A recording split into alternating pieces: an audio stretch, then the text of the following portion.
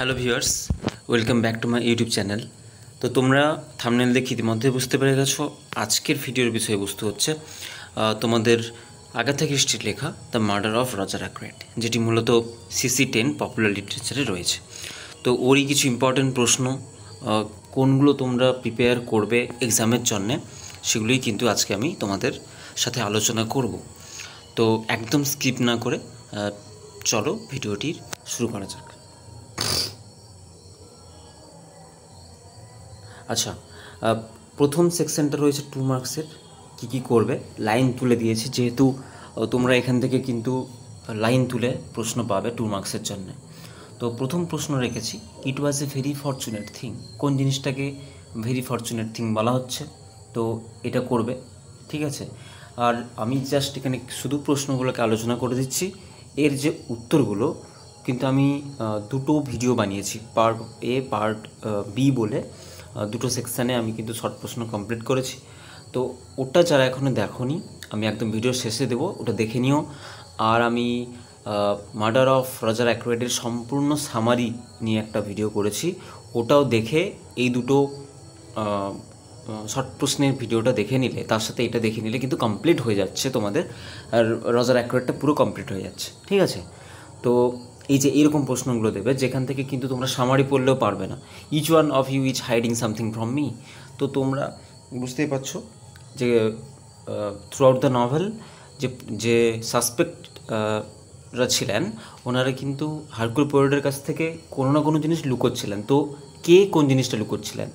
হ্যাঁ, ঠিক আছে। তো এটা শর্ট প্রশ্ন দিয়ে দিতে পারে যে ধরো যে আরসুলা বর্নি বলে যে একটা ক্যারেক্টার ছিল, ও কি লুকিয়েছিল, বেসিক্যালি ওইটা পার্টিকুলার মেনশন করেও কিন্তু প্রশ্ন দিয়ে দিতে পারে।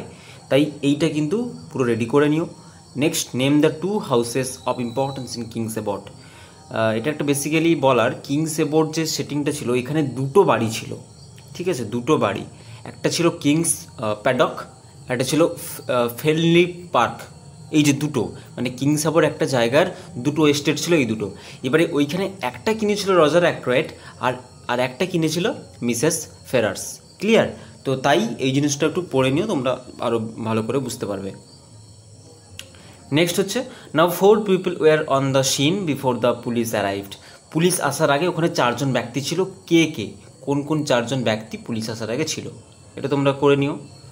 নেক্সট হচ্ছে, দ্যাটস হোয়াট ব্রট আস টুগেদার। এখানে আস বলতে কাদের বলা হয়েছে এবং কোন জিনিসটা তাদের, how did they come together, আর এই তারা একসাথে কী করে এসেছিল। অ্যাকচুয়ালি বেসিক্যালি এখানে আস বলতে ওই যে ফ্লোরা আর রালফ, ওদের কথা বলা হচ্ছে, ঠিক আছে। তো আর কেন হয়েছে এটা একটু ডিটেল অ্যানালাইসিস আছে, আমি আর বেসিক্যালি যাচ্ছি না। তোমরা ওই যে আমার দুটো পার্টিকুলার ভিডিও, ওই দুটো শর্ট প্রশ্নের ওটা দেখে নিও, দিলে কোনো রকম ডাউট থাকবে না। Next, out of a babel of excited suggestions and suppositions 3 theories were evolved. কোন থিওরিগুলোর কথা বলা হচ্ছে? মোট যে 3টে থিওরি বেরিয়েছিল লোকেদের মত অনুযায়ী, যে 3 জন লোক তিনটে থিওরি ভেবেছিল। তো কোন কোন থিওরিগুলো, তো এটা একটু দেখে নিও। Doctor Sheppard, I have come to ask you to help me. একটা লাইন আছে যে কেউ একজন বলছেন, ডক্টর শেফার্ড, আমি তোমার কাছে এসেছি একটা সাহায্যের জন্যে। স্পিকার কে ছিল? What kind of help was the speaker asking for. কোন ধরনের হেল্প বা কিসের সাহায্য চাইছিলেন ওই যে স্পিকার। তো বেসিক্যালি দেখো, আমি একটা ধারণা দিলাম যে 2 মার্কস কিন্তু তোমাদের এইভাবে লাইন তুলে তুলে দেবে, তাই বি রেডি। ওকে, তো এইরকম প্রশ্নকে ডিফেন্ড করার জন্য সবাই রেডি থাকো। 2 মার্কসগুলো আমার ওই ভিডিওগুলো দুটো দেখে নিও, কমপ্লিট আমি দিয়ে দিয়েছি। ওর বাইরে তোমরা আসবে না, ওর বাইরে আসবে না, এই লাইনগুলোই তুলে দেবে, ঠিক আছে। নেক্সট 5 or 10 মার্কসের জন্য তোমরা কী কী প্রশ্ন তৈরি করবে? আচ্ছা, প্রথমে তো এটা করতেই হবে, ডিটেকটিভ নভেলের কী কী ফিচার্স তোমরা এখানে পাবে, বা কেন এই যে নভেলটা একটা ডিটেকটিভ ফিচার্স বলছো, বা ডিটেকটিভ ফিকশান, ওকে, বা ক্রাইম ফিকশান, যে কোনো, ঠিক আছে। নেক্সট হচ্ছে ডক্টর জেমস শেফার্ড, পুরো স্টোরিটাকে ন্যারেট করছেন ইনি, ওনার ক্যারেক্টার অ্যানালাইসিস খুব ইম্পর্টেন্ট। হারকুল পয়ারটসের ম্যাটার অফ ডিটেকশন বা ক্যারেক্টার, বা উনি কীভাবে তার বুদ্ধি লাগিয়ে কেসটাকে সলভ করলেন, যেভাবে প্রশ্ন থাকবে একটাই আনসার, ওইভাবে রেডি করে নিও। এন্ডিং, কীভাবে ওই যে টুইস্ট, এন্ডে একটা টুইস্ট হচ্ছে, মানে একটা টুইস্টিং একটা এন্ড হচ্ছে, ঠিক আছে। তো ওটার এন্ডিংও একটা ইম্পর্টেন্ট।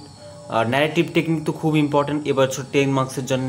হ্যাঁ, কীভাবে আগাথা ক্রিস্টি ন্যারেটিভ টেকনিকের মাধ্যমে একটা তার মানে ইংলিশ লিটারেচারে একটা তার টোন, একটা তার জেনিথ ছুঁলেন, ঠিক আছে, একটা টোন সেট করলেন, আমরা একটা জেনিথ ছুঁলেন কীভাবে, বা কীভাবে ওই মানে কী বলবো, নিজেকে ওই এভারেস্টের উচ্চতার শিখরে নিজেকে পৌঁছে দিয়েছিলেন তার এই ন্যারেটিভ টেকনিকের মাধ্যমে। ওকে, তার এই টুইস্ট, হ্যাঁ, আর তার ওই যে ক্রাইম ফিকশনের মাধ্যমে তিনি কীভাবে সব মানে এক্সেল করেছিলেন এই ফিল্ডে, ঠিক আছে।